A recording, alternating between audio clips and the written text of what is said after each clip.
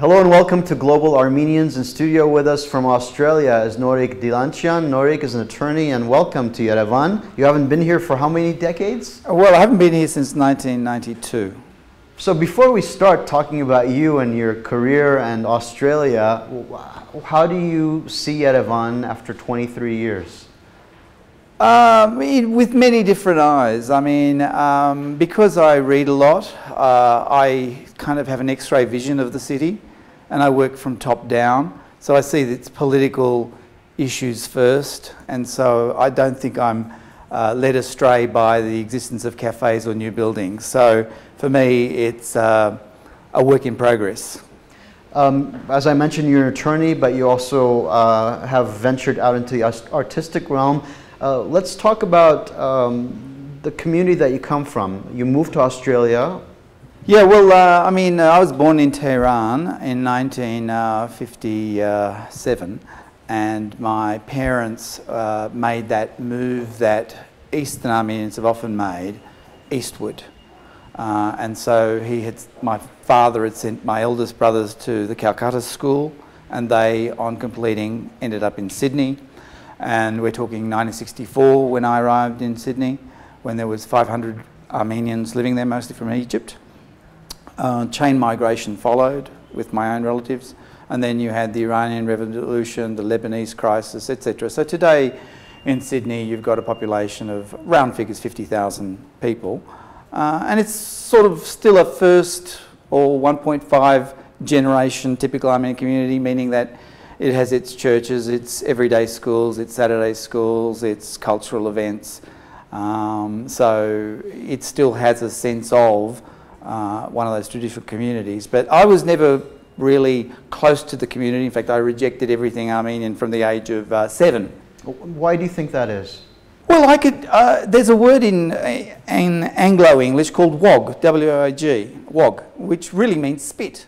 And so from the age of 1964, 7 years old, I could tell that I was a foreigner.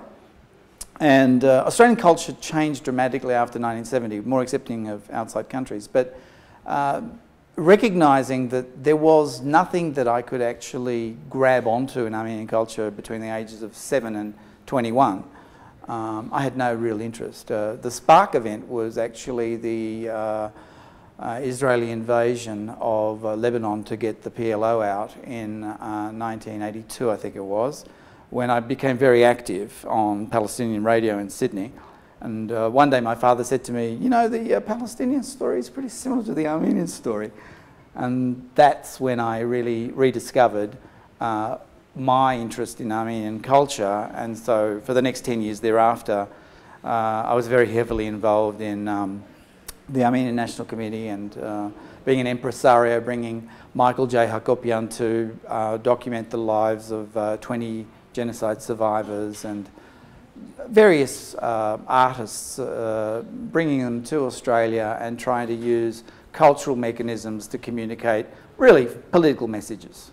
So when you were a young man and the Palestinian invasion, the Israeli invasion happened, why were you interested in the Palestinian story? Was it just a basic injustice? What drew you to that? It's basic injustice. I mean, I had a very good history teacher in high schools, and I was always coming either first or second, and the person coming second would be a girlfriend typically, who would read my notes. So history meant that you couldn't avoid any story of that nature, and we studied the American Civil War in high school, so the African-American story, the Palestinian story, the Armenian story, the gay liberation story, they're all part of liberation struggles, which I understand.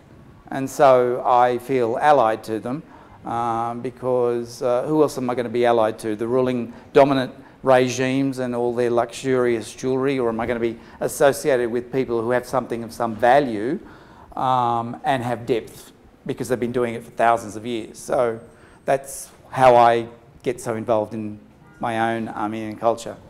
So you being involved with the Armenian National Committee, what were the challenges? What were you trying to accomplish as an organization there? Over the years, you've had successes in government. The main challenge is the so what issue. Why are you interested in this? You know, and you're not trying to communicate to Armenians because they'll follow. you're trying to reach an audience that's non-Armenian because you actually think that there's something worth saying here. And so to get over the so what, you use culture. And, you know, Anglo culture, American, English, Australian, New Zealand, Anglo culture lives in a bubble. They don't speak foreign languages increasingly. They don't read much. They hardly know history. And so as a consequence, in order to reach them, you can reach them more effectively if you have my bent through a cultural means. So that means that things that people can hear and see, they value, and then they're warm to the story. And once you have their sympathy, you have their hearts, and then you can reach their minds. And the ANC has made headway in recognition. Enormous headway. I mean, I'm really quite heartened. I've been away from the ANC for probably 20 years, and then in the last few years I've wandered in and been involved in a few events, and it's quite incredible to see people that are half your age, I guess, going through the same experiences I went through, but they're achieving more than we ever did 30 years ago. You know, recently there was a visit by a group of New South Wales parliamentarians to Yerevan. This is a state which recognises the Armenian genocide, so much so that it has a statue in commemoration of the genocide on top of the Parliament House. It's hard to get away from. So that's an achievement, and so, you know, in that respect, I don't feel that my years were wasted. I mean, you know, you do a lot of things where you don't see the result, but from the political activity, there is some results. When you were young, you mentioned it was difficult being the outsider. What's it like being an Armenian now, considering in recent news we've heard about Australians targeting Middle Easterners, having issues with Lebanese? Do they still have animosities against foreigners? Look, I go back to what I said about the Anglo culture. Anglo culture is dying internally, in my personal view. And it's dying internally because it's breathing its own air. You've got a death of journalism. And the best way I can put it is that the Commons, you know, House of Commons, the land that people took their animals to, the Commons is dying. It's being eaten by the lack of values in capitalism. And so when an Australian government is anti-foreign refugee, and that's not that different to a lot of other nations increasingly, that's an outcome of migrants as recently as 20, 30 years ago from Lebanon or from even Vietnam being anti-foreigner. So it's what we used to call the me generation has become the us generation.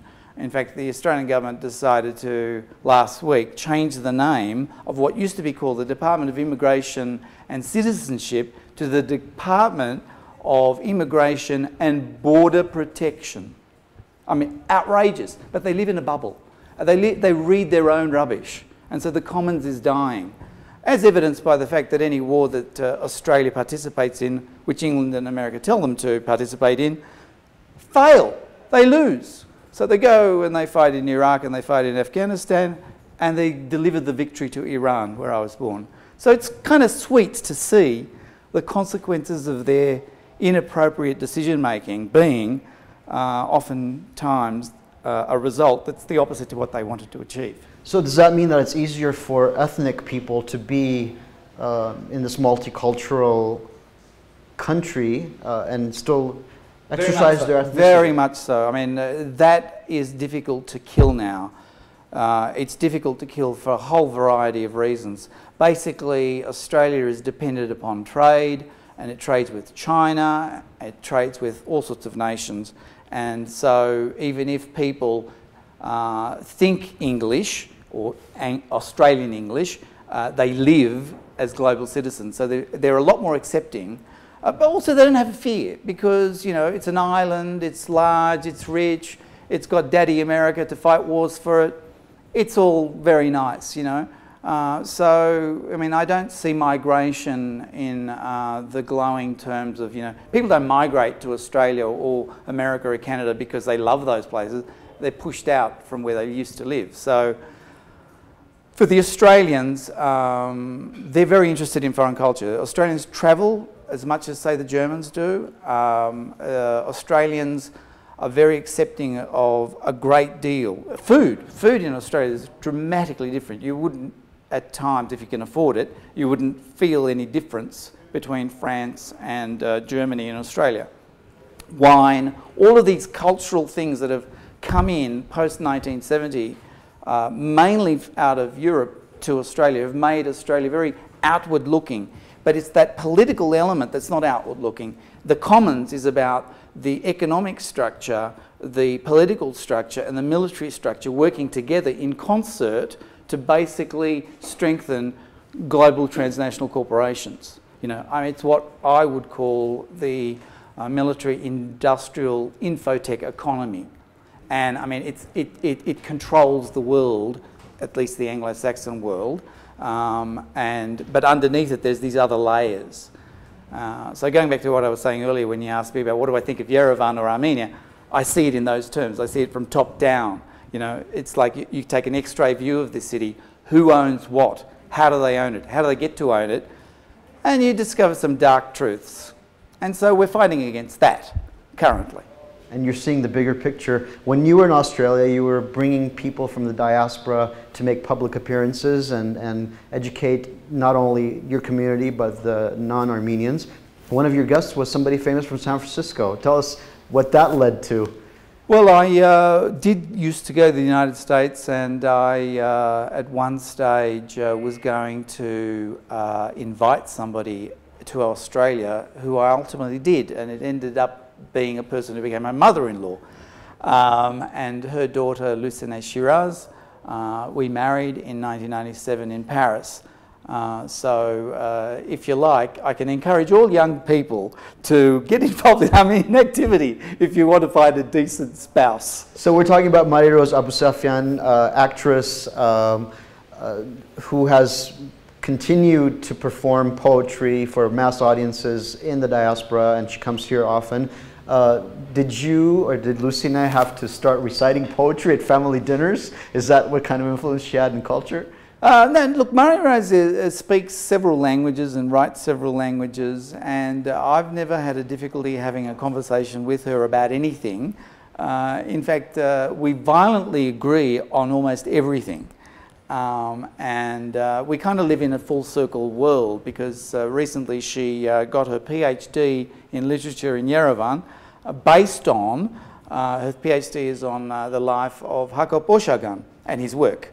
And so remember, I met my wife Lucine in San Francisco, and it was through the mechanism of Hakop Oshagan's son, Vahe Oshagan. So you know, there's a lot in common between Marie-Rose, the mother, Lucine Shiraz, the daughter, and myself, though I'm kind of from a low peasant background from villages in Iran, you know. But we also have to, since we opened up the Marie-Rose chapter, we have to talk about Lucine's grandparents. She comes from some significant lineage here in Armenia. Yes, Lucine's father, Ara Shiraz, and therefore her grandparents on the father's side, Ovanes Shiraz and Sylvia Kaputikian. She wears, or she carries, some pretty hefty stones on her shoulders because of that lineage. You know, as we walked her through the streets of Yerevan, she's able to point out Ovanes Shiraz's house directly opposite to where she used to live 30 years ago, her school next door to her house, and she's having some extraordinary, unexpected meetings. You know, went to one art gallery, and at that one place she met 4 people that she went to school with. Wow.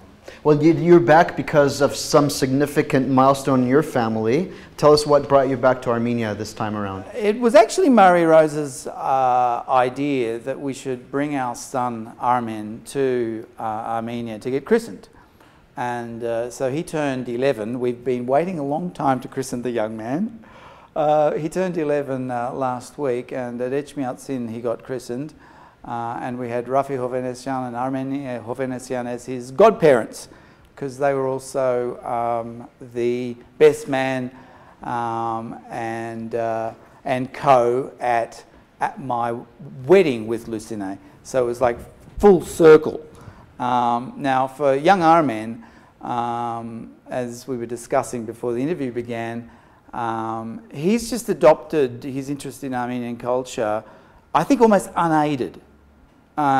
He follows Armenian football teams, wakes up in the morning and tells me what the results were.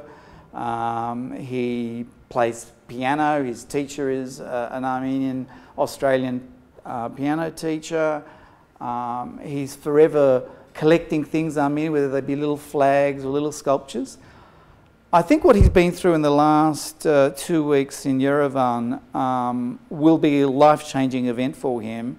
I mean, there is no way he can go back to school and feel belittled by, for example, going to Erebuni. He actually got lost in Erebuni Fortress. And I thought, if there's no other place that's more appropriate to get lost in, because it's a maze.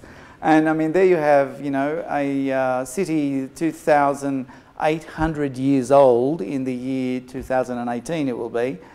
It's not a bad place to get lost. It's come through and influenced, inspired an 11-year-old from Australia. That's right. Noric, thank you very much for your time and for sharing insights into your community in Australia and your incredible family history with your wife and your own personal history. Thanks for your time, and hopefully we'll continue this dialogue as you watch CivilNet from Australia. I do like once a week, 3 times. Thank you very much. Thank you, Paul. And thank you at home. We'll see you next time.